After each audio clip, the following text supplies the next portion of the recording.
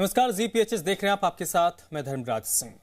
RDG बंद होने के बाद की परिस्थितियों पर चर्चा को लेकर सरकार ने सर्वदलीय बैठक बुलाई है।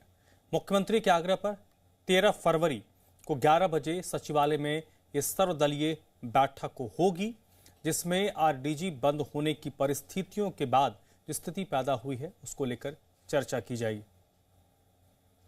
वहीं हिमाचल प्रदेश के मुख्यमंत्री सुखविंदर सिंह सुक्खू दिल्ली के दौरे से प्रदेश लौटे हैं। शिमला पहुंचने के बाद उन्होंने मीडिया से बातचीत करते हुए बताया कि दिल्ली दौरे के दौरान उनकी मुलाकात पूर्व केंद्रीय मंत्री पी चिदम्बरम से हुई है। हिमाचल को मिले फाइनेंशियल बेनिफिट को लेकर चर्चा हुई, साथ ही रेवेन्यू डिफिसिट ग्रांट बंद किए जाने का मुद्दा भी उन्होंने चिदम्बरम के सामने रखा है। चिदम्बरम ने मुख्यमंत्री से राज्य की पूरी वित्तीय स्थिति से जुड़े आंकड़े मांगे हैं और कहा है कि वो इन तथ्यों के आधार पर आगे की रणनीति पर मार्गदर्शन देंगे। मुख्यमंत्री ने दिल्ली दौरे के दौरान केंद्रीय मंत्री जेपी नड्डा से मुलाकात भी तय थी, लेकिन संसद सत्र के कारण नड्डा से उनकी मुलाकात नहीं हो पाई है। उन्होंने कहा आने वाले दिनों में वो जेपी नड्डा से मुलाकात करेंगे और राज्य के हितों से जुड़े मुद्दों पर चर्चा करेंगे। मैं नड्डा जी से कल टाइम लिया, पर नड्डा कल पार्लियामेंट थी। नड्डा जी भी शाम को पार्लियामेंट जब होती है तो लेट तक चलती है, तो समय नहीं मिल सका। तो आने वाले समय में मैं नड्डा जी से भी इस मामले में बात करूंगा। देखिए, वो तो अधिकार है, वो तो लड़ाई लड़ेंगे।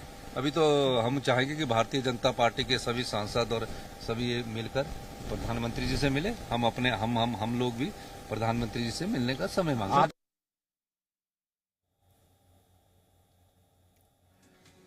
वहीं नेता प्रतिपक्ष जयराम ठाकुर ने कहा कि रेवेन्यू डेफिसिट ग्रांट को लेकर फाइनेंस कमीशन लगातार 11वें और 12वें वित्त आयोग कह रहा है कि अधिकार के रूप में नहीं है। केंद्र सरकार रेवेन्यू डेफिसिट ग्रांट उन राज्यों को दे रही है जहां पर रेवेन्यू और खर्च में काफी अंतर है। उसके लिए केंद्र सरकार राज्यों की मदद करता आ रहा है।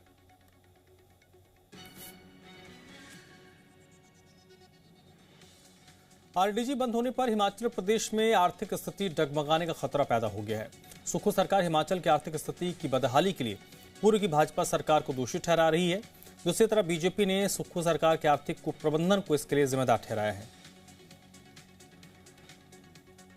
50 से अधिक चेयरमैन, वाइस चेयरमैन और लगातार बनाए जा रहे हैं। मित्रों की सरकार, यानी मित्र होना चाहिए, चाहे वो एडवोकेट हो, मित्र होना चाहिए, चाहे वो पंचायत का प्रधान बन नहीं सकता है। तो मित्रों की सरकार, उसके लिए सब कुछ हाजिर है, परंतु प्रदेश की जनता के नाम पर ये घाटा ही घाटा ये दिखाई देता। जो धनराशि जिस पर्टिकुलर काम के लिए केंद्र की सरकार से आ रही है, उस धनराशि को भी उस पर्टिकुलर काम के लिए इस्तेमाल ना करके उसका भी अलग अलग प्रकार से इस्तेमाल हो। मुख्यमंत्री सुखविंदर सिंह सुक्खू के दिल्ली दौरे से सियासी हलचल बढ़ गई। सूत्रों की माने तो आरडीजी के अलावा कैबिनेट विस्तार, पोर्टफोलियो बदलने और कांग्रेस संगठन के गठन को लेकर हाईकमान से चर्चा होने की खबरें हैं। सूत्रों का यहां तक कहना है कि कैबिनेट विस्तार के साथ पोर्टफोलियो में भी बदलाव होगा। शिमला संसदीय क्षेत्र के एक सीनियर मंत्री को ड्रॉप करने की चर्चा भी हो रही है। ऐसे में बजट सत्र से पहले इस पद को भरने की संभावनाएं तेज है। सूत्रों की माने तो कैबिनेट से यदि किसी एक सीनियर मंत्री को ड्रॉप किया जाता है तो 2 मंत्री पद खाली हो जाएंगे। ऐसे में सुक्खू के करीबियों के नाम की चर्चा तेज हो रही है। आरडीजी बंद की इमरजेंसी से जूझ रहे प्रदेश में सरकार के भीतर ही तल्खियां देखने को मिल सकती हैं।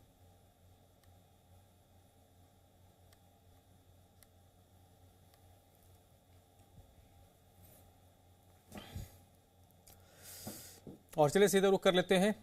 इस वक्त मेरे साथ राजीव किमटा कांग्रेस पार्टी के नेता जुड़े हैं और थोड़ी देर में भारतीय जनता पार्टी के प्रतिनिधि भी जुड़ेंगे। राजीव जी, सबसे पहले ये आरडीजी को लेकर जो एक स्थिति पैदा हुई है प्रदेश के अंदर, मुख्यमंत्री के दिल्ली दौरे के बाद उसमें कुछ बेहतरी की गुंजाइश बढ़ी है क्या?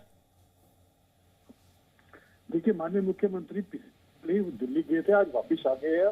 जिसको लेकर परसों गए थे, लेकिन जिसको लेकर उन्हें था कि वो मंत्री से समय गया, क्योंकि आजकल लोकसभा चली गई है, तो उन्होंने जेपी नड्डा जी से मिलना था, माननीय प्रधानमंत्री जी से मिलना था, लेकिन अभी लोकसभा के चलते अभी उनकी मुलाकात हुई और मुलाकात तो अवश्य दिल्ली जाएंगे और प्रधानमंत्री से मिलेंगे, जी से मिलेंगे और अन्य जो मंत्रीगण उनसे, और उसमें अपने प्रदेश की हित की बात रखेंगे।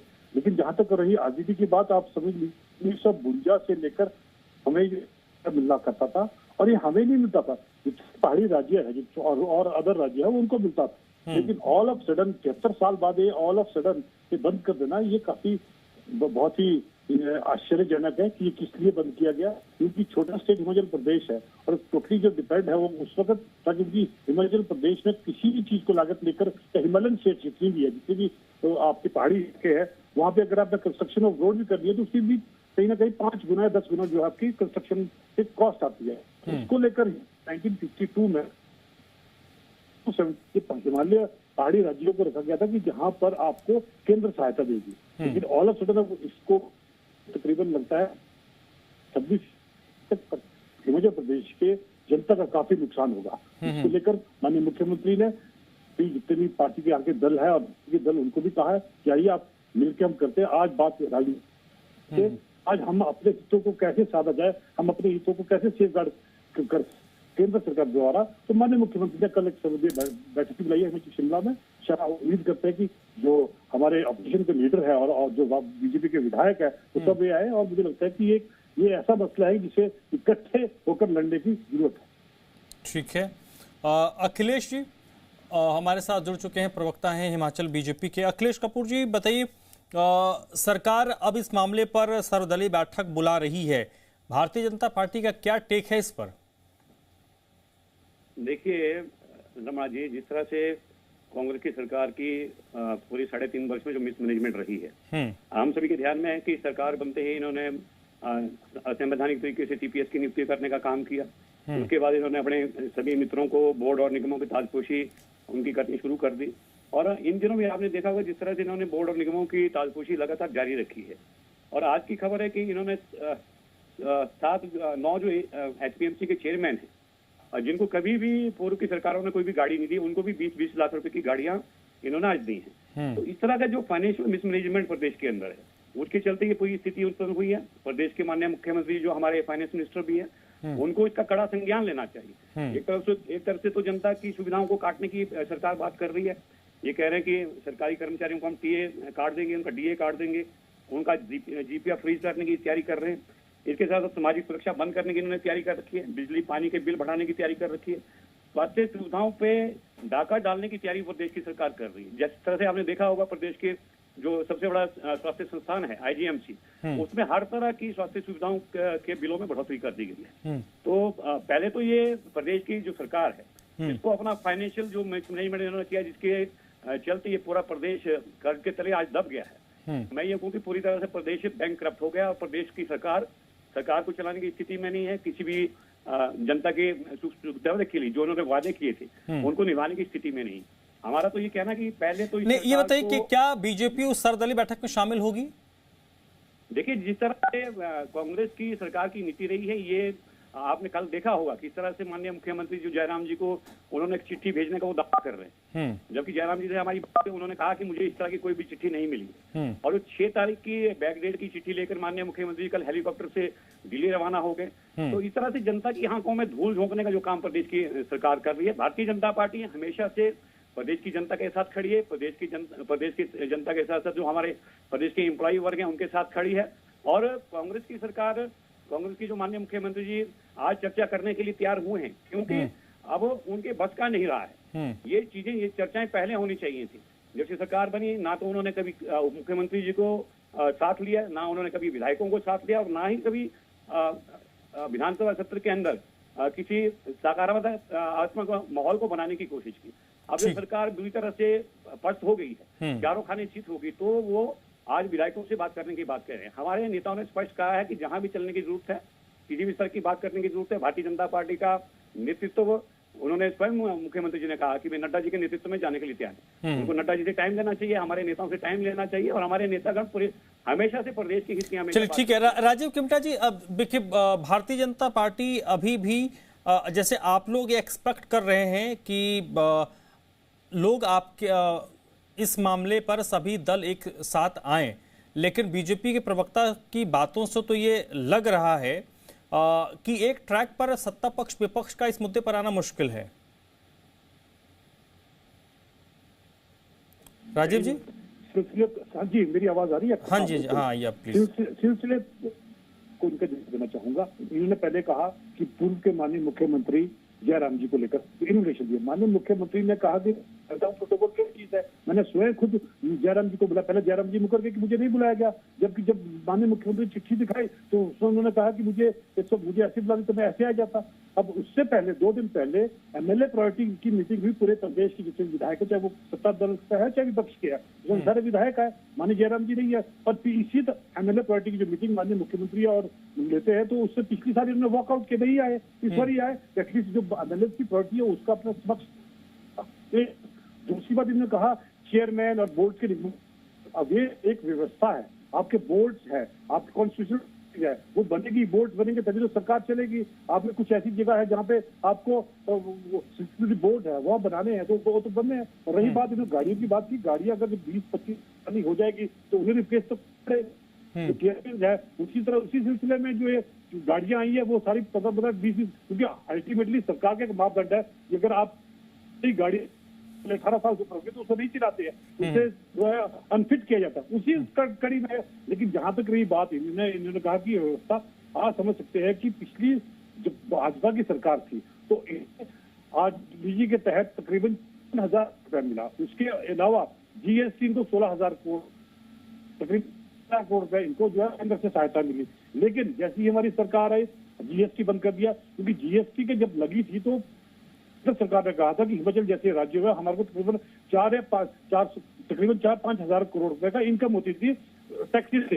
लेकिन केंद्रीय सरकार ने कही थी कि आपको कंपनसेट करने के लिए 3200 करोड़ रुपए हर साल दिया जाएगा। लेकिन हमारी 3 साल से सरकार, जब तक बीजेपी की सरकार थी, सरकार को दिया गया। लेकिन जब से हमारी सरकार आई तो हमें जो पैसा मिलता था वो 3 साल में सिर्फ 17,000 करोड़ रुपया मिला, इनको 3,000 करोड़ मिला 5 साल होते। ये समझ सकते हैं कि हमने 17,000 करोड़ के बावजूद भी तनख्वाह पेंशनों में जाता है। और उसके बावजूद इसके इतना ही नहीं, हिमाचल प्रदेश ने पिछले 3 साल में 70 करोड़ किया है। और इसके साथ साथ यहाँ पर होटल था जिससे इन्होंने कोई पैसा नहीं लिया, उससे हमने तकरीबन 400 करोड़ रुपया लिया। इसके साथ साथ जितने भी यहाँ पर गेस्ट हाउसेज के वगैरह थे जिससे आपको 200-100 रुपया मिलता था, उसके ऊपर भी सरकार ने कहा कि नहीं आप इसको ऑनलाइन कर दी, क्योंकि टूरिस्ट डेस्टिनेशन है।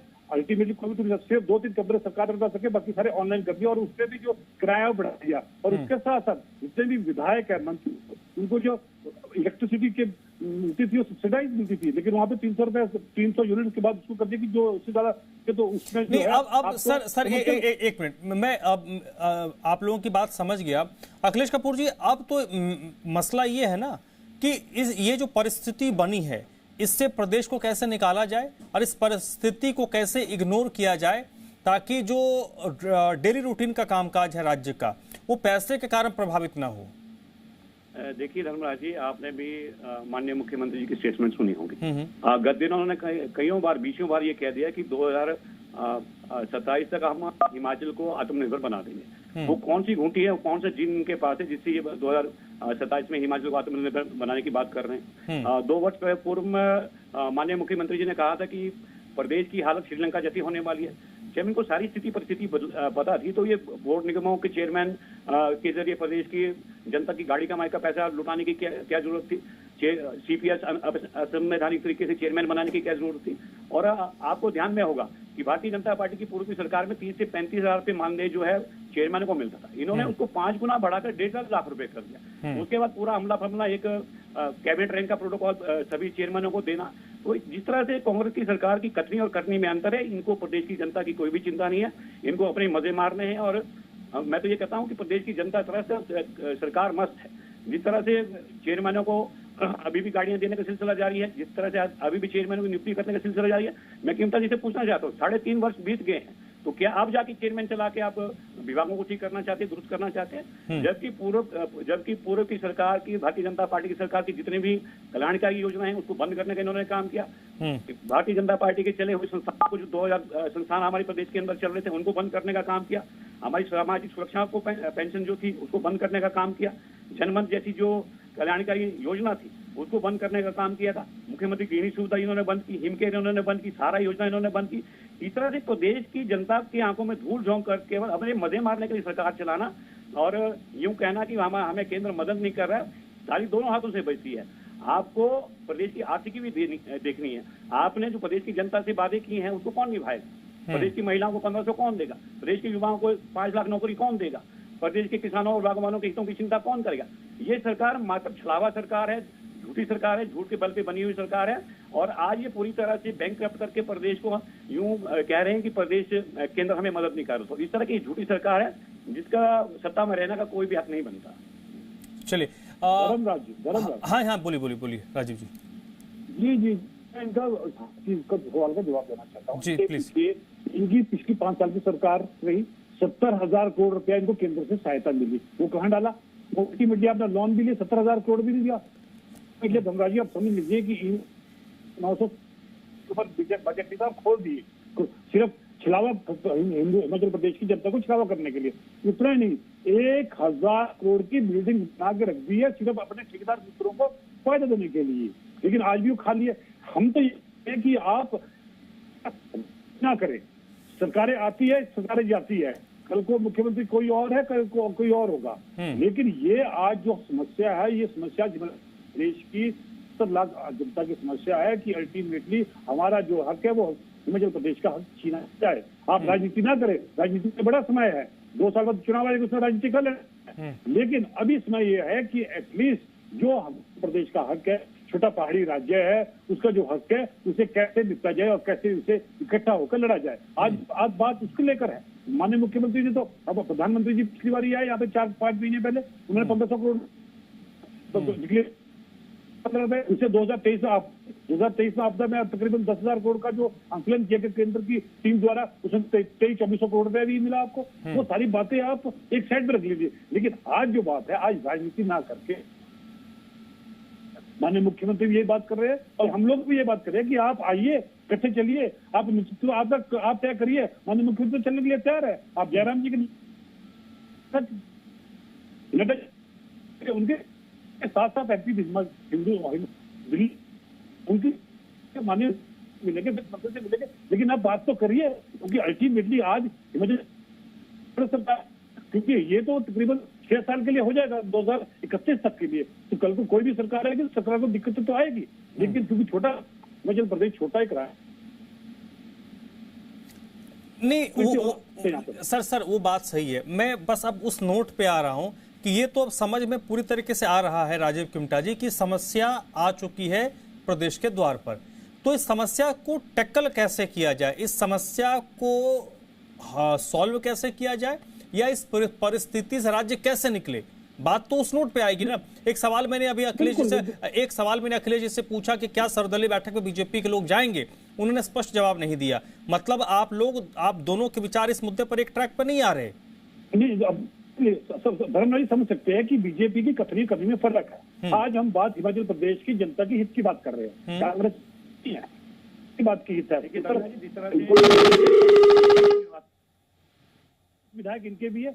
अल्टीमेटली आप हिमाचल अगर आए करें, उसको लेकर हम चलेंगे। आप चलने वाले तो बनी है, क्योंकि हिमाचल प्रदेश की हितों की बात है, हिमाचलियत की बात करें। आप हिमाचल को कैसे उसका हक केंद्र से चलाना है, वो बात करें आप। लेकिन आज आप कहीं ना कहीं अब इनकी बात से लगा कि क्या वाले है या क्या इनका प्रोटोकॉल रहता है, किस तरह का रहता है, ये तो भारतीय जनता पार्टी।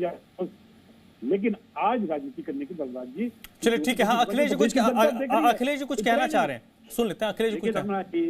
की बातें आज ये कर रहे हैं, कांग्रेस के प्रवक्ता ये बातें कर रहे हैं। इनसे मैं पूछना चाहता हूँ कि कर्नाटक में किसकी सरकार है, ये बताएं। कर्नाटक में किसकी सरकार है? कर्नाटक में कांग्रेस की सरकार है। कांग्रेस की सरकार ने आकर खूब पुरजोर विरोध किया था फाइनेंस कमीशन के सामने कि हिमाचल को ग्रांट नहीं मिलनी चाहिए, इस तरह की सभी ग्रांटें बंद रही थी। तो उस पर इनका जवाब मैं जानना चाहता हूँ।